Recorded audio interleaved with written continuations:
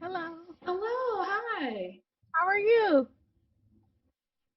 Hi. Mm. Thank you so much for joining me today. I love your hair, by the way. Oh, thank you. I love yours. Thank you.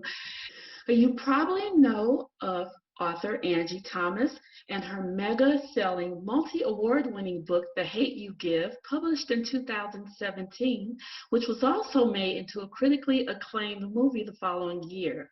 Concrete Rose, published in 2021, is set 17 years before the events of The Hate You Give, following Maverick Carter, Star's father, as a teen. With over 250,000 books sold, this instant number one New York Times bestseller is a searing exploration of Black boyhood that spent 19 weeks on the bestsellers list and, just like the book before it, received multiple starred reviews, awards, and honors.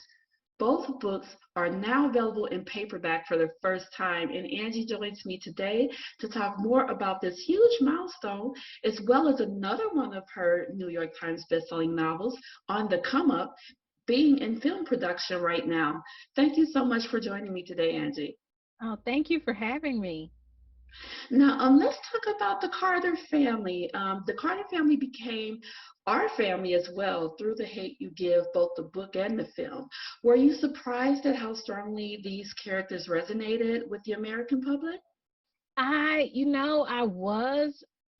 was definitely surprised. When I started working on The Hate You Give, I knew that, sometimes when it comes to young adult literature, especially, the family aspect of it isn't given a lot of attention. People don't really talk about the parents that much or the family that much.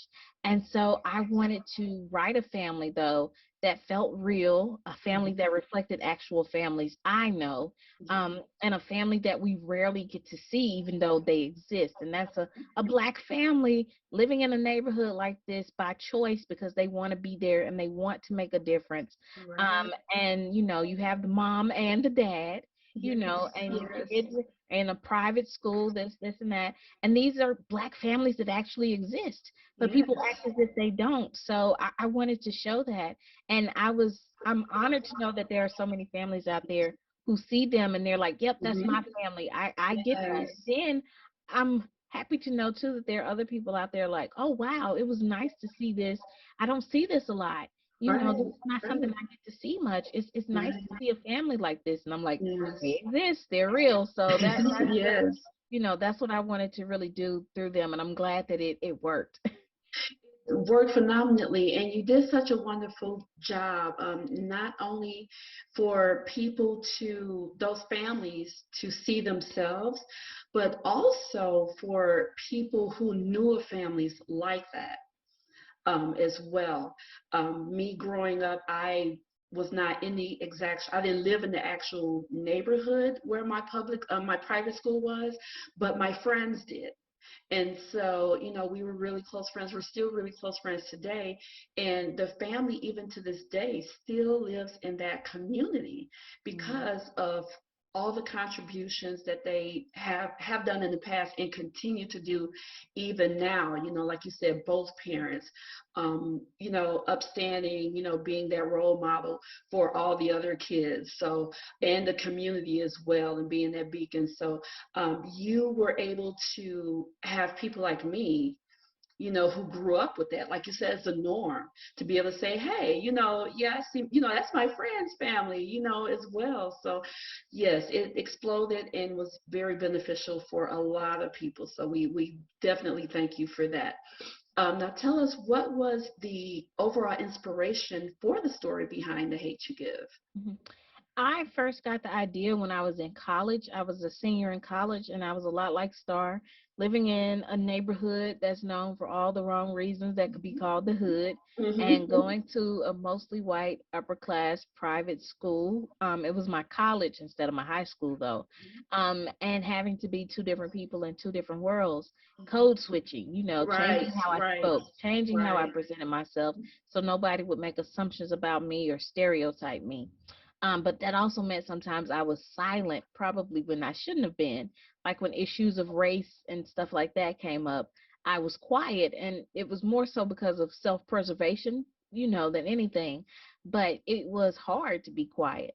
But then, after the death of Oscar Grant, a young man in Oakland, California, I couldn't be quiet anymore. I couldn't be silent. I didn't know Oscar personally, but I took his death very personal. But my classmates at my school, they didn't, or they tried to justify why it was okay that he was killed by police in the way he was. And I didn't know how to make them understand the anger and the frustration and the hurt that I was feeling. So I did the only thing I knew how to do at the time, and that was write.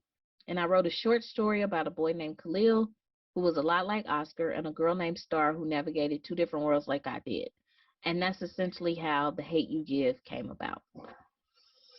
I'm glad that you said that and clarified that, because there were so many people, oh, this was based upon, everything, all the, the Black Lives Matter movement, and she had just wrote it. It's like, no, Hmm. this isn't, these stories aren't new. These experiences aren't new to us. These are things that Exactly. we have been going Exactly. through our entire lives. And so just bringing that point to the forefront, I appreciate you for doing that and getting that out there. Now, you have achieved so much success with your debut novel. Just tell us, what has the last 5 or so years been like for you? They've definitely been life changing. It's been amazing to be able to travel the world and meet readers from all walks of life who have identified with these books or connected with them in some sort of way. I've been to Germany, I've been to France, I've been to the UK, I've been to Australia. I've talked to readers who are 10 years old. I've talked to readers who are 80 years old. So that's been a wonderful experience these past few years, and then to just meeting young people, especially who connect with my stories and who see themselves in these characters, young Black girls especially, Yes. who are like, I didn't know, I didn't like reading, but I read your books, and I'm so thankful. And I see myself in this character, and this is so much like what I go through, and it's helped me so much hearing that from them, or getting letters from young Black men, like one young Black boy who wrote me recently. He's in a juvenile detention center for several crimes, and he read Concrete Rose, and he said reading Maverick's story showed him that it's possible for somebody like him to change. That's powerful. It So hearing is. stories like Yes. that, it means so much, and I'm so honored and humbled to know that these young people have taken the time to read my book when they could be on TikTok or something else. They've taken the time to read my book, and it's connected with them in a way and made an impact. That's an honor. So I'm Yes. thankful to be in the position I'm in. Absolutely. And what you said that other young female readers have said to you is the same thing that my daughter said when she read The Hate You Give. And she was like, Mhm. Mom, you got to read this book. I didn't even know about it when it first came out. I had heard, but didn't know about it. And she came running home like, Mom, she had got it from her library at school. And she came and I was like, Mom, you gotta read this book. I love it. All and she, made me read the book, and I was like, oh my Mm. gosh, oh my gosh. So yes, you did I mean, a huge impact, and then to know that you've impacted all over the world. Just That's awesome. yes, just sharing your gift with the world, like you said, that's a blessing indeed. Now, now both of Concrete Rose and The Hate You Give are in paperback. What does that feel like for you? We know it's going to reach even more and more people. What does that feel like for you to know that you're going to have an even bigger impact all over the world? That's great. That's amazing to me. I'm glad that they're now available in paperback, because it does mean that more people have access. I especially think of schools like underprivileged schools who couldn't Yeah. afford class sets of the hardback. Now they can afford the paperback. Okay. And I also think about incarcerated populations. Yes. A lot Yes. of people don't know that in prisons and juvenile detention centers, they're not allowed to have hardback books because they're considered dangerous. Yeah, yeah, yeah. And so they can only get paperbacks. And Mm. now that means that that's an entire population of people that now have access to my books. So I'm glad that they're in paperback, and I hope that they're allowed to reach more people, and reach more people, young people like your daughter, and have an impact on them in that same way.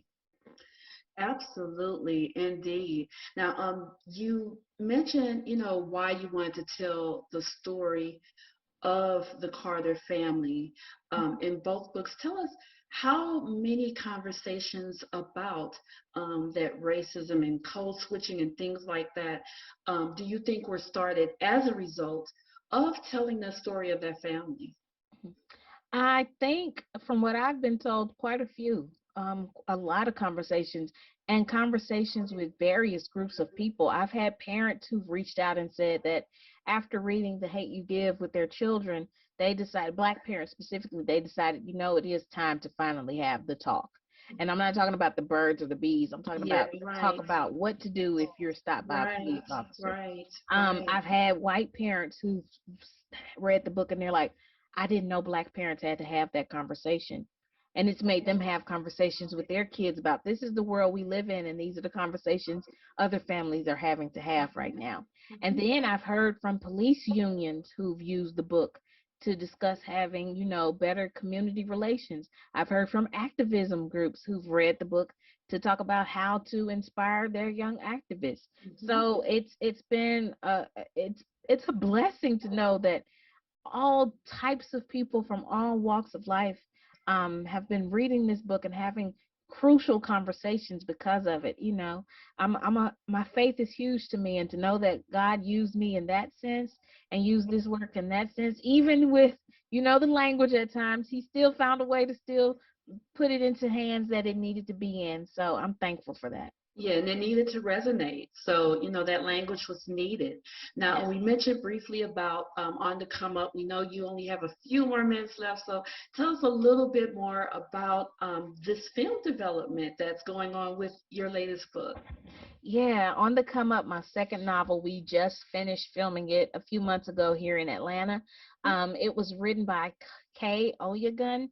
Kay is one of the lead writers on This Is Us, the television show, one of my favorite shows. She's super talented, an extraordinary screenwriter. And she did a fantastic job adapting the book. And then it was directed by Sanaa Lathan, one of my favorite actresses. Yeah, And so, she's and I'm a producer, so you have Black girl magic in three ways on this one. absolutely. I'm excited about it. And the young lady who plays Bree, her name is Jamila Gray. This is her first major motion picture, and she does a fantastic job. So, On the Come Up, the movie should be out later this year. Not only is Sanaa Lathan in it, we have Method Man, Mike Epps, Lil Yachty. So it's a great cast. I think everybody's gonna enjoy it. Phenomenal casting, sounds just like The Hate You Give. So we'll definitely be looking forward to that. Lastly, just very quickly, would you like to give some words of inspiration or advice to young Black girls, young Black boys, as we go into this summer, as Mhm. well as Black parents? Yes. I say, one, protect yourself, stay safe, protect your joy, protect your peace. We live in a world right now where our peace and our joy are constantly under attack, but they're Yes. so precious and they're so necessary. Protect your joy, protect your peace, take care of yourself, self care. We don't talk about it nearly enough. It's okay to say, I'm not okay. It's okay to seek help. It's okay to talk to somebody if you need to. It's okay to say, I'm not okay. So, therapy, I highly recommend therapy. Self care, we have to take care of ourselves before we can take care of anything else. So, please, please, please make it a priority. Perfect advice. And I want to let everyone know again that The Hate You Give and Concrete Rose are both out in paper book right now. Be sure to get your copies and be on the lookout for the movie On the Come Up with Sanaa Lathan, Method Man. I can't wait. I'm excited. And just stay tuned for everything that Angie Thomas has in store for us. It sounds like this is only the beginning. Thank you so much for talking to me today and joining me today. It's been a pleasure, and we wish you continued success as you go on in this journey. Thank you for sharing your gift of writing with the world. We appreciate you. Thank you. Thank you.